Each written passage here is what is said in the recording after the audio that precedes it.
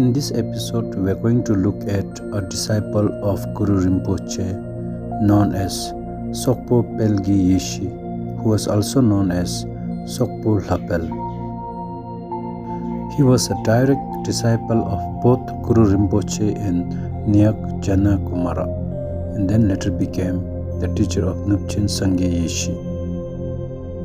Sokpo Lapel was born in Yerdrok in Tibet and worked as a blacksmith. Nyak Jana Kumara discerned in him the appropriate signs of becoming a Vajrakileya practitioner and took him on as a disciple. In order to make the Lapel develop faith in the Buddhist teaching, Jana Kumari swallowed scraps of hot iron.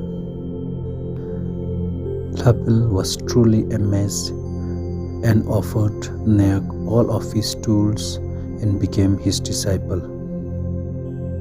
It is said that through the practice of Vajrakileya, Sokpo Lapel could catch wild beasts with a gesture and even restrained wild tigers. With miraculous power, he pacified the enemies of his teacher Nyak Jana Kumara.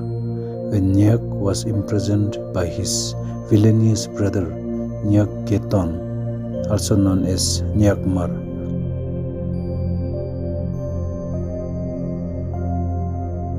it is said that there was a contest among Guru Rinpoche's disciples to show signs of accomplishment.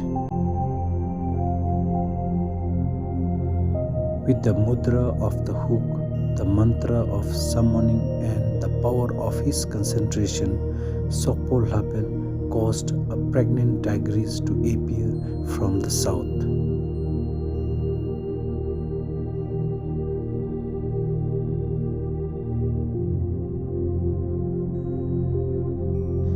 Lapel transmitted the tantric teachings to Nupchen Sangye Yeshi. He lived outdoors in the forest along running streams until he passed away.